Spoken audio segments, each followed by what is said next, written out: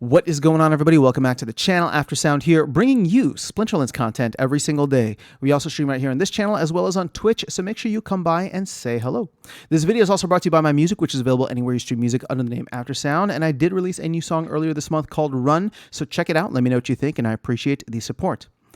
Okay, guys, I want to talk about survival mode because I posted this as a tweet or a post on X earlier, just because like the thought came to me and I was like, let me just post it out there and then I'll let it marinate for a little bit and I'll hop on and do a video, which is essentially my prediction is that survival mode is going to very quickly become probably the most popular game mode within Splinterlands. Now, popular is hard to define. People will definitely still be playing Modern. There will definitely be people still playing Wild. That's not going away. There's going to be rewards there. There's going to be leaderboard prizes and all that. But survival mode really taps into a couple of different things that I really like.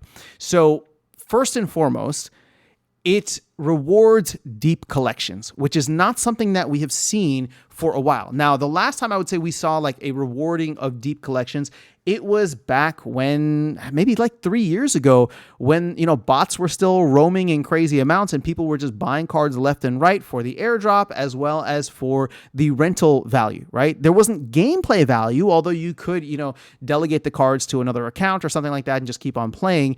But in terms of like just having cards to have cards, it wasn't, that was the last real time. Now, we all thought that when land was going to come about, that would be something where people would be buying up a lot of cards, and they did.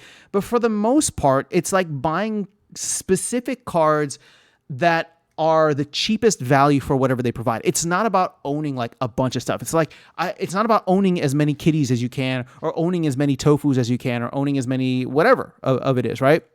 It's just about getting the cheapest, most economical cards to work your land plots.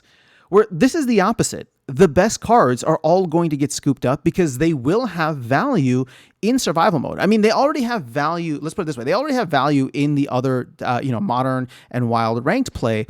But the thing is, we didn't have the player base to soak up these cards. Now we don't necessarily need the player base to soak up these cards because there is another avenue in which having all of these top tier cards is going to be beneficial. There is a third game mode, which hopefully should be coming out here very soon. They still have not announced anything. At least I have not seen anything. But there's going to be a third game mode that will get people to start scooping up all of those top tier cards. So it's not just raising the floor of the bottom tier cards and getting all the Pelacor Bandits and Venari Heatsmiths off the market. This is going to be something where, I still think summoners are the bottleneck here, and there's still a lot of relatively cheap summoners. I know I'm going to say that, and the prices are going to drop 50% over the next couple of weeks. But my point being is that there's cheap summoners out there that are not getting usage, are not getting utility in the game itself because they're not fantastic, right? They can't compete with top tier. But this brings me to my second point, right? The unpredictable nature of survival mode, I think, is underrated. At least at this point. We'll have to wait and see if this thesis ends up playing out right. But it's just like there's only a certain amount of tofus in the game. There's only a certain amount of kitties in the game, or a certain amount of whatever summoners or cards that you want, especially like the top tier ones. If you have one of those and you are playing in Modern or Wild, you definitely are not going to put that into survival mode, right? You do not want to risk the cooldown unless, of course, you have extras. But that was the first point.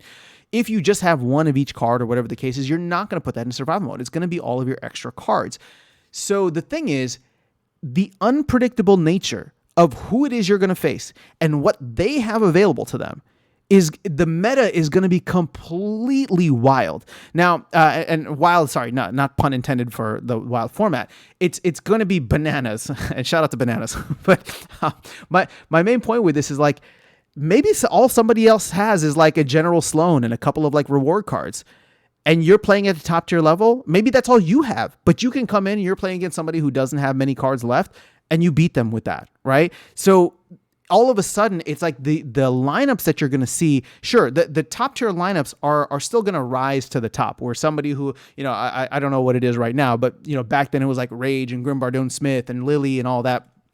all those cards would still potentially rise to the top. But keep in mind, whenever they die, right, whenever they lose in battle or fall in battle, they're out for a couple of days, meaning that somebody just can't spam the same team over and over again. So if they want to come back and play, it's like, okay, well, what do I have available? Let me play with whatever I have available. And this is really going to start to reward, as I was saying earlier, the deeper collections in the game. But the meta is what I think is going to be fun and draws people in, because every single time I go out there, I'm going to be like, I'm just going to play some 1 BCX cards, or maybe some bronze or silver level team that I have extra cards of.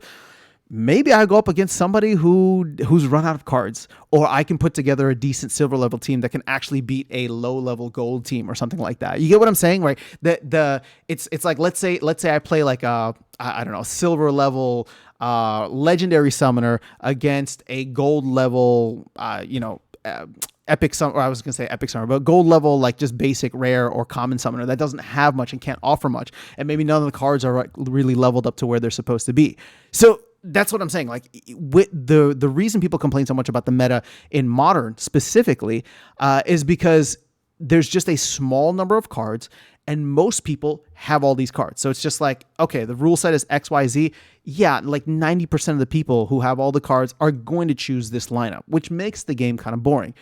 That won't happen. At least it shouldn't happen as much in survival mode. I mean, sure, somebody might like, I don't know, maybe they have a ton of extra Rages and Grimbardoon Smiths and Lilies and whatever the case is, but as those cards start to fall, they will need to either wait for them to come back in line, meaning that, there's room for other people to play, or they go in with underpowered teams or different types of teams. It's just like, hey, you know what? I no longer have the lineup that would play, 90% of this level. I only have the lineup that's going to be, significantly less than that. And I'm just going to go in and see and hope that my opponent has a lower percentage rated lineup.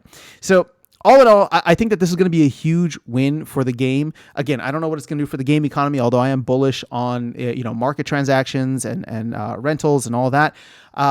But ultimately, I think it's just going to be a fun thing to go and play. And as somebody who has a couple of extra cards, I will be participating here and there. There's no pass to get in. It's limited by the extra cards that I have. And like I said, I was eyeing some of these summoners. Maybe I'll just grab a couple and see what happens. And if I continue to lose, there's no like harm done in the sense of like, okay, I own these summoners now, or I own some extra cards.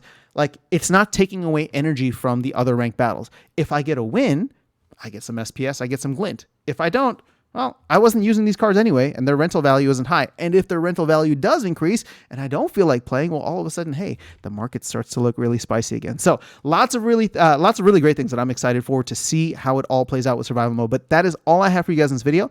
I will catch you all in the next one and see you around the game. Take care.